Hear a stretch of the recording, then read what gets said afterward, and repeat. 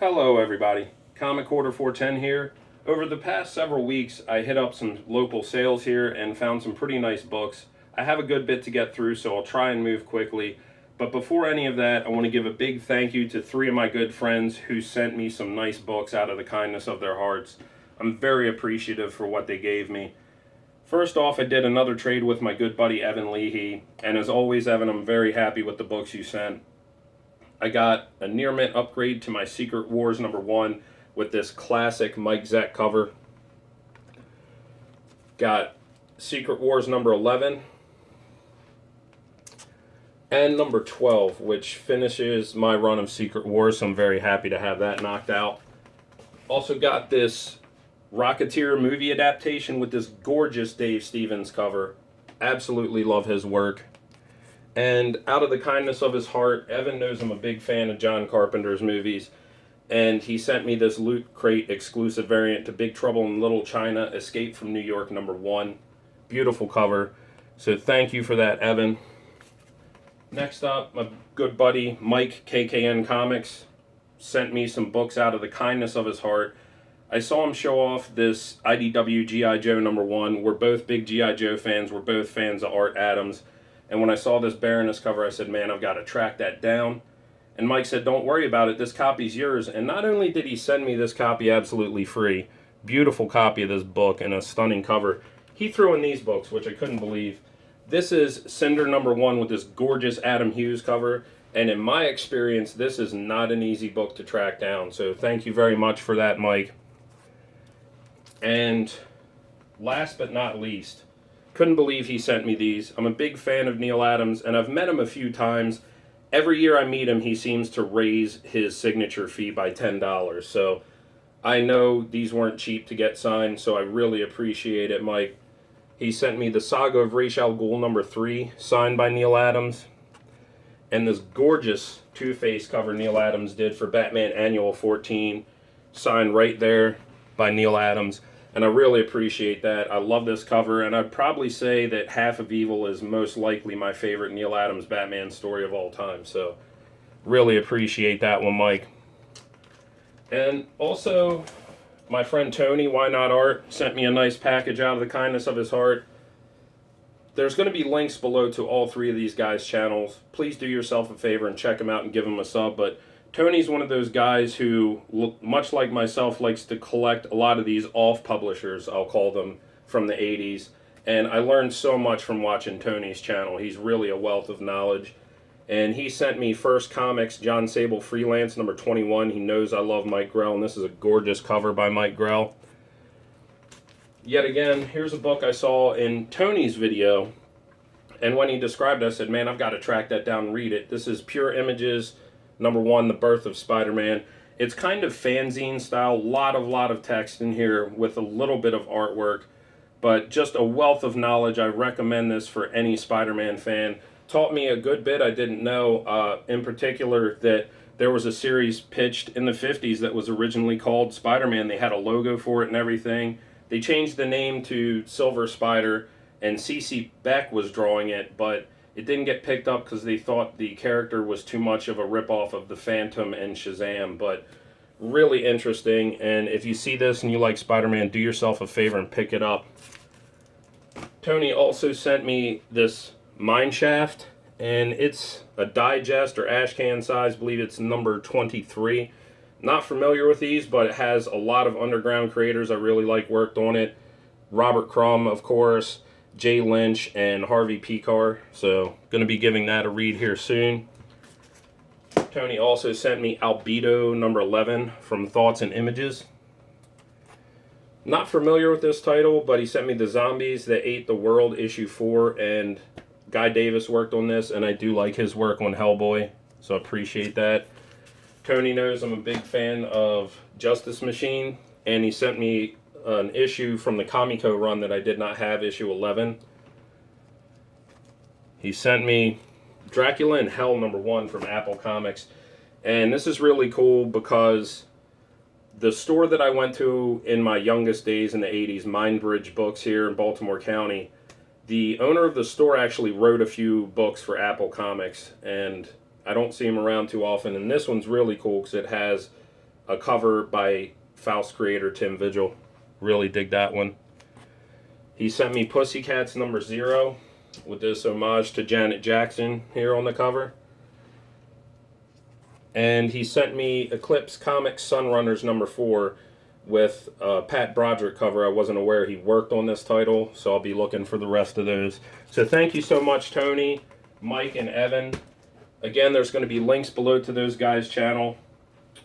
Check them out. If you haven't already, you won't regret it. And I almost forgot 2 more books that Why Not Art Tony sent me. He sent me this Vampirella magazine, issue 104.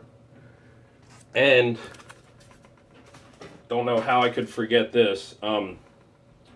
He also gave me a heads up that Eagle number 6 here from Crystal Comics, Neil Vogt series, this could be construed as Adam Hughes' first published artwork, because in the back, in the fan letter pages, there's a pinup, if I can find it here. Beautiful pinup there that Adam Hughes did, and you can see his style already evolving before he even got published. Beautiful stuff. This is from '87, I believe. So thank you so much for sending me that, Tony. This is a beautiful copy of Eagle number 6.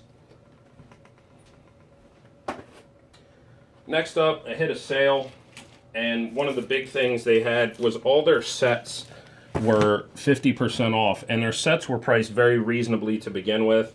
I got this full run of Shogun Warriors 1 through 20 for 25 bucks. Very happy to have this completed. I already had a few issues, including my Whitman variant to number 1 I already got signed by Herb Trimpe. So I got this copy. It looks like in production it's not trimmed, but it was cut a little uneven. And so this is going to be a great reader. Got number 1, number 2, the great Herb Trimpe. I think worked on almost every issue here. This is Al Milgrom cover to number 3. Shogun Warriors 4. This was a staple of my childhood here. Number 5. Number 6. And every issue was in pretty nice shape for basically being like $1.10, $1.20 a piece. Number 7. Number 8. Number 9. 10. 11. You know, it was a Terry Austin solo cover there to 11. Number 12. Number 13. 14. 15. 16. 17. 18. 19. Guest starring the FF. And the final issue, issue 20, also with the Fantastic Four.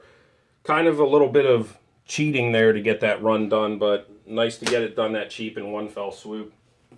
Also at the sale, already had a lot of these, but for the price, I wasn't going to leave it there.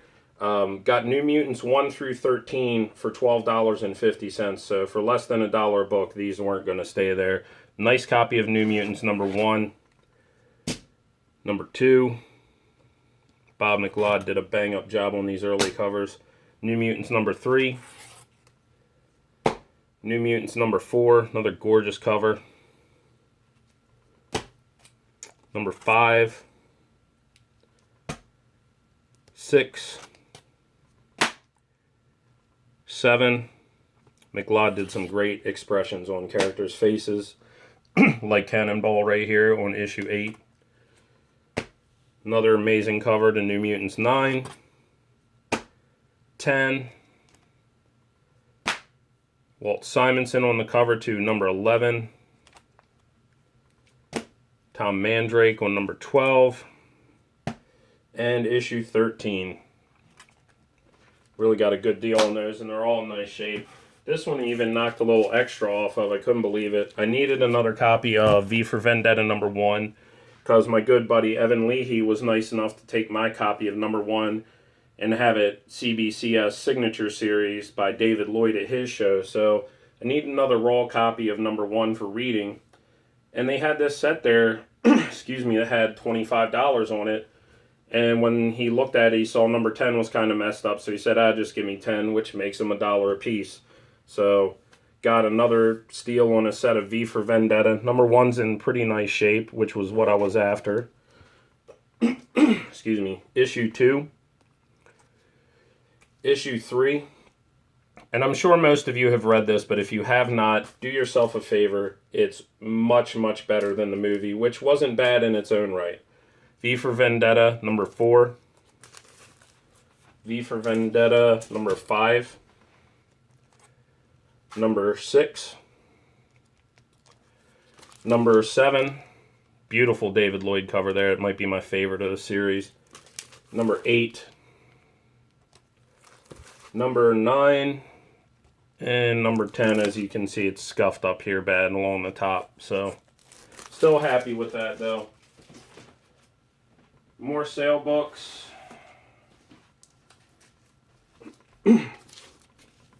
Picked up some pretty decent keys and first appearances here. An underrated, undervalued one here. Thor 148, first appearance of the Wrecker. This is a really nice copy. It's a little bit off color down at the bottom, but this was pretty darn cheap. Was not going to leave this there. Look this over. This is definitely a near mint copy of Daredevil 160, this legendary Frank Miller cover of Bullseye. I believe it's his first time working on Bullseye, and it's Frank Miller's 3rd issue on his legendary Daredevil run. Love that cover. Picked up a decent copy here of X-Men 108, and although this is a Dave Cockrum cover, this is the first issue of X-Men John Byrne worked on. So, pretty nice copy. This is like a VF Plus. Got a pretty nice deal on this. It still wasn't cheap, as most of you know this book is not. But gorgeous copy here of Tomb of Dracula number 10. This is probably a VF Plus, maybe like an 8 to 8.5. But beautiful, beautiful copy. The page quality is spectacular. Had to snatch that up. That was my big purchase, big splurge of the week. But I'm happy to finally own that book. Got the Iron Man and Submariner one-shot. It's definitely got some problems and some staining up here, but the price was right on it, especially with the sale discount he gave me. Got Star Wars number 50 with this gorgeous Tom Palmer cover. Really like his work. He usually inks people because he makes other people's stuff look so good, but his solo covers are amazing. Got another set of Hulk Future Imperfect. This was either $7.50 or $10 for the 2 issues. And I needed to replace these because I got George Perez to sign mine. But if you haven't read this, again, incredible Hulk story. One of the best in my opinion. Definitely give it a read if you haven't. Future Imperfect 1, and there's part 2 with the Maestro. Great stuff.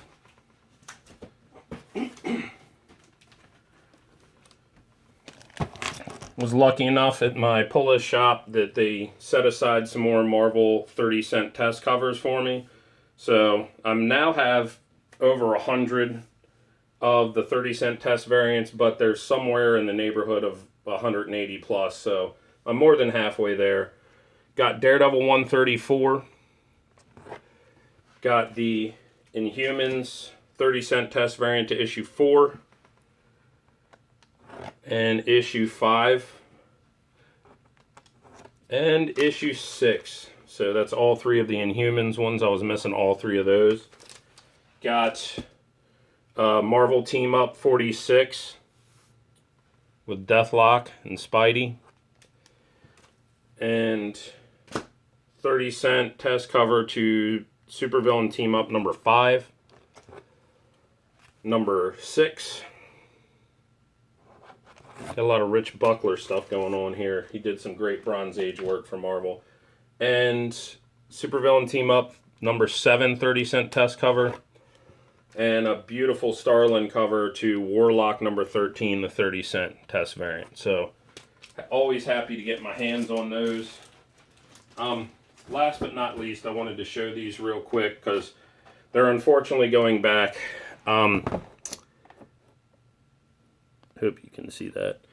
This is my copy of Teenage Mutant Ninja Turtles number 3. I've had these books since the early 90s, and kept them in really nice shape. Got them blue labeled a long time ago. They were both 9.6s. I cracked them, had Eastman sign them, and had them pressed and regraded. My 3 came back a 9.6. You can't see it too heavy, but it does have the dreaded wave effect at the top. So CCS is going to repress these, and CGC is going to regrade these free of charge. And this one I was pretty upset. Not so much because it dropped from a 9.6 to a 9.4, which did kind of raise my suspicion, being that it got pressed and dry cleaned and the grader's notes looked identical to when it got a 9.6. But they gave it a 9.4, but more importantly, it has the wave effect really bad there at the top. I don't know if you can see that, but pretty rough. So they're going to redo those for me, but it was a really great experience meeting Kevin Eastman and getting these books signed. And I also got a shredder sketch from him, which I showed a while back.